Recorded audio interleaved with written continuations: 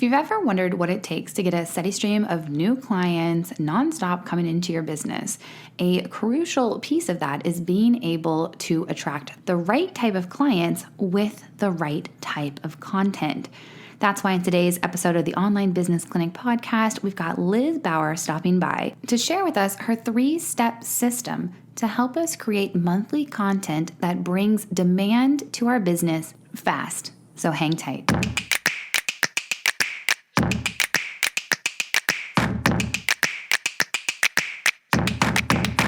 Hey there, you're listening to the Online Business Clinic podcast, the place to be to build a profitable and portable business. I'm your host, business strategist, Molly Ann Luna, and today we have a very special guest stopping by. Her name is Liz Boer, and she is obsessed with helping creative entrepreneurs and small business owners create strategic, automated growth plans that best suit them to help them live their best lives and run their most prosperous businesses. Now, just a quick word of warning, we were having a little tech difficulty getting connected, so we had to use a third-party resource to get the interview done. So the audio quality, let's just say it could be better, but trust me that you will want to stick around to the end of this because Liz really brings it in this episode. Okay, without further ado, let's jump in. Liz, welcome to the show. Thank you so much. I'm so excited to be here. Yeah, so today you're going to be sharing with us a topic that is very important, and I feel like I have not stressed this topic enough here on the Online Business Clinic podcast about the importance of creating your own content. And so I know you're going to be sharing with us smart ways that we can be crafting that in such a way that it will actually create demand for the products and services that we offer. So could you just dive in and tell us a little bit about why creating content is important to you and how you go about kind of reverse engineering your content creation calendar? Absolutely. So, monthly content that creates demand fast is really what we're going to be honing in on here today. And you can really do that with just 3 steps. So at my agency, we create a 3-step process for creating this content. And the goal of it is to make content creation very simple, to create demand for your products, to position yourself as the coach, as the guide, as the owner of your business, as a leader in your niche, and to attract those buyer personas that you're looking for so that you're not filling up your pipeline, you're not filling up your email list with just, freebie junkies, a bunch of DIYers. You're really attracting those people that are going to be ready to learn from you and to buy from you. I think you just brought up a really good point that as a newbie entrepreneur, I'll raise my hand and say, I'm guilty of that, of attracting a bunch of random people. And it's not that I don't love them or that I don't want to serve them, but you don't want to do that with your marketing message because it's basically going to send you in a tailspin. If you're just in the beginning stages of entrepreneurship, don't make the mistake I did where then I would be like, okay, great, I got a client, and then kind of be pivoting your whole products and services to meet the need of that one person. So I think what you're sharing here is really important, and I just really want to make sure we're driving this point home, is that you've got to get clear on your marketing, and then you need to reverse engineer the type of content you're putting out there to attract those perfect clients that align with the product and service or the solution that you're offering. Yeah, it'll save you a lot of time and a lot of spiraling out. When people initially come to me in the agency, they're really spiraling out of control because they are creating so much content. They're spending so much time on content that's not resonating with their audience. So we like to take them through this 3-step process. It starts with identify. The second step is to create, and the third step is to captivate and share. So if you want, we can dive a little bit deeper into those 3 steps. Yes, let's do, please, because I know when I built my first business, which was a health and wellness business, where it was service-based, I didn't have all the knowledge I do now about automating systems. And I remember having a conversation with my husband, Javon, thinking like, well, how do we let more people know what we can help them with? And his solution, and it was the best thing we could come up with at the time, was, well, I don't know. I guess we've got to post on Facebook like 20 times a day. And that's where our mindset was. And I'm just going to tell you, it doesn't work. That doesn't work. So yeah, please take us through the nitty gritty of these 3 steps. Like, what is that thing that you need to identify first? Yeah, that's a great question. So the first step, like you said, is to identify. And within the identify step, we're going to only create content based on these 3 key pillars. And those 3 key pillars are 1, connection, 2, educational, and 3, mindset shifts. These are really important pillars to make sure that you can dive deep into. 1, connection is really like the beliefs and identities that you have as an entrepreneur, as the business owner, and as, the coach to your students. The educational component are those how-to pieces. Here is where you're going to be able to create demand for your products, because you're pulling pieces out of your pillars of your course or program or membership. You're pulling those unique solutions that you as the course creator made and that you called out as your unique solution. You identified them as your own strategy. But instead of giving everybody all of, everything away for free, you're going to pull out some of those key pillars inside of your course and just share tidbits of them. This really helps you to seed that content and seed the demand for your audiences. And it really helps so they can start to understand what's behind the scenes of your course. This is really where you are going to create demand even before you ever open your cart or ever, launch your program. And then the last one is that mindset shift. So a lot of us, we need that accountability piece. We really like someone beside us, holding our hands, cheering us on, and so we want those mindset shifts to help to tell our audience, this is what I stand for as the business owner, the leader. This is what I want you to rally behind me, and I want you to start to feel and understand this too. And that's where you'll really start to grow that community aspect around your brand and your signature programs. This is so smart. So I hadn't thought of it in this way before. So you're really shining a light here, Liz, and I'm loving it.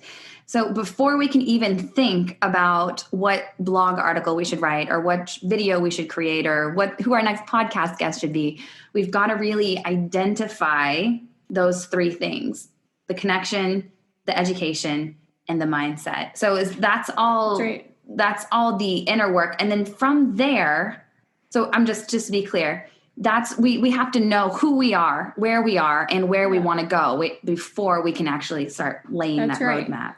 Okay. Right, that's right. And it makes then creating those content topics and the outline of your content that you're going to be sharing, the captions that you're writing for social media, the blog posts that you're creating, the podcast episodes that you are creating. It makes it really simple and easy to then go and produce and batch tons and tons of content, because you can pull 10 titles out from, your beliefs. You can pull 10 titles out from things that you stand for. I'm sure you could pull 50, content topics out from educational components of what you believe to be true and how you teach them.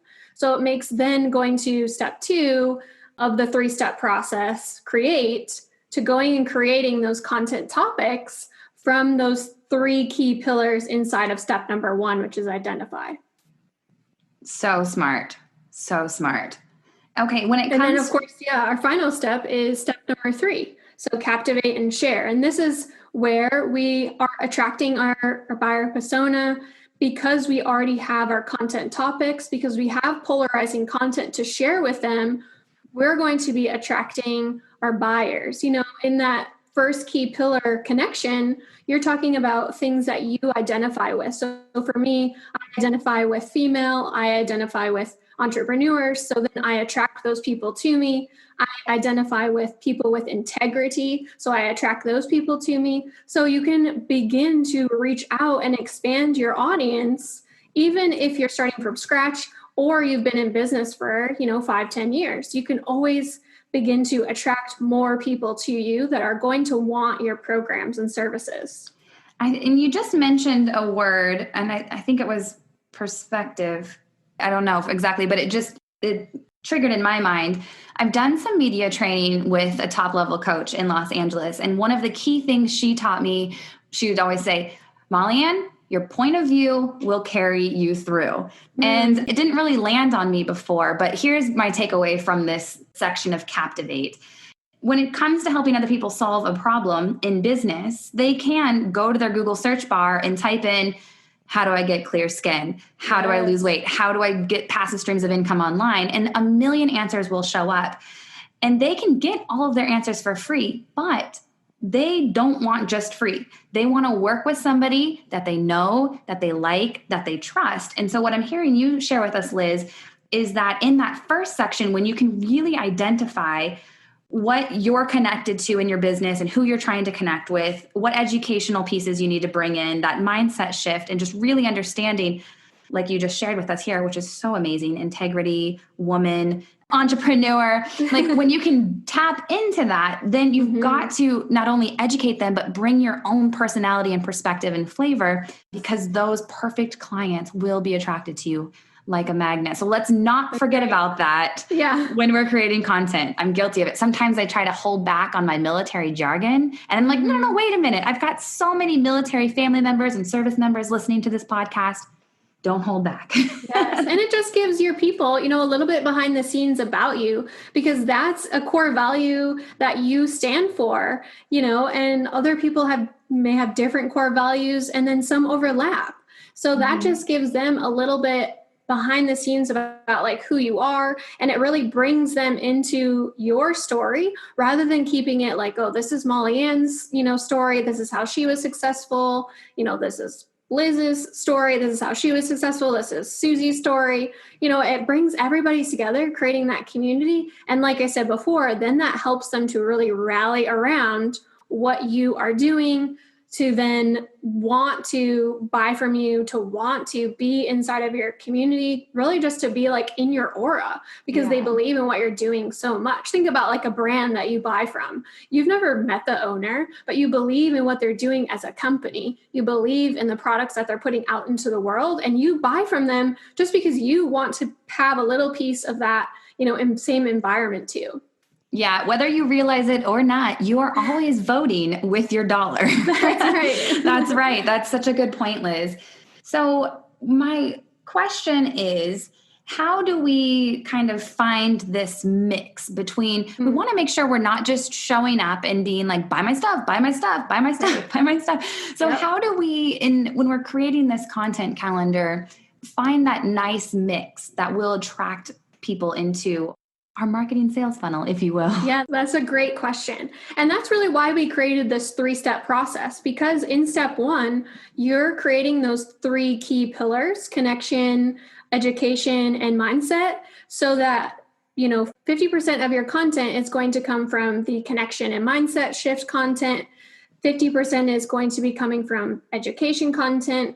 You can leave a little bit of wiggle room for what I call dealer's choice, where you might have those spontaneous pieces that, you just get a great idea and you're walking in the park and you want to, grab your phone and share that content. So we still leave a little bit of room for dealer's choice, but that gives you a nice mix, if you will, of, okay, I want to be creating, 50% connection and mindset shift pieces, 50% educational, so that when you do go to create your content calendar, each week you're only pulling out, week 1 is connection, week 2 is education, week 3 is mindset, week 4 is dealer's choice if you get a great idea. But you can just cycle through each of these 3 key pillars. During launch time, or if you're offering a new service or product, you'll shift your mix a little bit to increase education, because that's really where your systems and methodologies live. That's where you're sharing those, systems that you created for your signature product or program. Or even if you're adding like a new service to your business, if you're launching something new, you'll want to shift it a little bit. But generally during, off times, I'm using air quotes, you can continue this mix and have a good flow so that people are still feeling like they're getting value from you in those education pieces, but they're also not always hearing about your programs and your service. You're still able to seed those so they get them in the back of their head, but you're also creating those connection pieces that share what you believe and those mindset shifts so that you can start to shift their mindset so they start to believe what you believe. And that's really where you'll sell your program really fast. So smart. And I'm just thinking about my own experiences here. I have spent thousands and thousands of dollars with some of my most favorite mentors. And yeah, their systems, their strategies work for building passive income streams online. They are great speakers, but ultimately the thing that ended up having me pull out my card and do business with them was that story. One thing in particular, one of my mentors shared a story about his whitewater rafting trip in Colorado. And I love the great outdoors. I love doing all things adventure. I'm super athletic. And it was like, oh my gosh, from his point of view now of he really believes in financial freedom of being able to have choice and being able to live the life that you want, which is what I'm all about as well. And I was like, oh my gosh, I see myself in you, even though like externally it's like, there's a lot of things about us that are different. I was able to find what I'm wanting for. And so anyway, to share that, to say, you have to kind of take a look at how you operate and what gets you excited to do business with businesses. And then you've got to kind of flip the script a little bit when you're putting on the boss hat, when you're the one in charge of creating the content to promote your business services and products. I think that's super smart, Liz. I'm curious to know, if you don't mind sharing, do you have any favorite, like tech tools or strategies? I don't know if it's sticky notes or any sort of strategy you have on like how you get these ideas, because we all each have all of these answers for that first level of identify in our head, but we've got to get it out and organized. Any strategies you can share with us around that? Yeah, that's a great question. And it trips a lot of people up. I'm a pen to paper girl myself, so I sometimes will start either like a voice, message to myself or pen to paper. But then I go to, you can even use like a Google spreadsheet. You can use Airtable, Asana to start to create your content pillars. But before you get to the thinking about your topic phase, you're going to want to think about yourself and your buyer persona. In the mindset shift pillar, the first step, identify, you're going to want to think about any objections that your buyer persona might have or your ideal customer might have before they are going to buy from you. So what objections, and start to just like list those out. So what objections might someone have when they want to go to use my service or buy my program? What do those look like? So if you're looking at like an FAQ section on your website, what do those questions answer for someone? So that's a good place to start if you have, an FAQ section. You can look at also like industry norms. For me, it's like Facebook ads don't work. So people think that Facebook ads don't work. Okay, well, I'm going to debunk that myth with my mindset shift. Or, email strategies are dead. Nobody's using email anymore. Things like that. So I'm going to debunk those myths right away. So I can start to shift that mindset of people and give them a different perspective of like, well, it actually does work. And here's an example that, of how I prove that it does. So industry norms, like industry norm crushers, I'll call them, objections, limiting beliefs too. So sometimes it's a transactional question of like people think that they're nervous about spending this investment because they're not sure about the return on investment. They're not sure if they're going to get their money back. Okay, so how do we objectify and crush, that limiting belief for them? Well, maybe we need to prove that, Allison, student one, got her money back in 1 week after she took my program or went through my strategy. Molly Ann got this return on her investment back after she used my program one time. So starting with those steps initially will really help you to identify the content topics so that you're not like scrambling and wondering, what contents do I pull out of these three key pillars? Amazing. So smart, Liz. We could talk about this all day because I think that when you're just starting out in business, or at least I'll just use myself as an example, rookie move, I thought quantity, like just get it out there, just let people know, like stay in the top of the feed. That's not the way to do it. Don't do that. Make it quality. And the other thing I want to add is that we're reverse engineering this marketing sales funnel for them to set up and get you a steady stream of new clients consistently. And this is all about that attraction phase for that top of marketing funnel. And every piece of content that you create, you want to make sure that you have a strong call to action to give that prospective client your IKEA arrows, is what I call it, where it's like, this is the next move for you. So Liz, I know you have an agency. I know this is your area of expertise. I'd love to know, where can our listeners go to learn more about you and the services that you offer around content marketing? Yeah, thank you so much. So I am actually going to be giving Molly Ann a free lead magnet for you guys so that you can start to identify those objections, the limiting beliefs that we are talking about for your personas. She's going to link that in the show notes. You'll see it. It's called the 4 key areas to research for a profitable funnel, so that it will help you identify questions and things that you can start to think about, or poll your audience, or just ask your friends and family if they're your ideal customers. So you can start to think about these 4 key areas to research before you go into creating your 3 key pillars, before you go into those 3 steps to creating captivating content and creating demand fast. Amazing. Liz, thank you so much for stopping by and sharing with us that super smart 3-step strategy: identify, create, captivate, and share to create monthly content that will create demand. It's an absolute pleasure having you on the show. Be sure to head to mollyandluna.com/podcast and look for this episode. Check out those show notes so you can find that link that Liz was recommending. Okay, thank you. Awesome. Thank you so much. I'll see you right back here, same time, same place next week. Bye for now. Are you a subscriber to the podcast on iTunes yet? If not, I want to encourage you to do so today. This way, you'll get notifications sent straight to your phone every time I upload a new episode. Also, if you're feeling extra generous, I would sincerely appreciate it if you left me a 5-star rating and review, letting me know what you love most about the show. If you do, I'll be sure to give you a shout out, aka a little listener love, in one of the upcoming episodes. Thanks.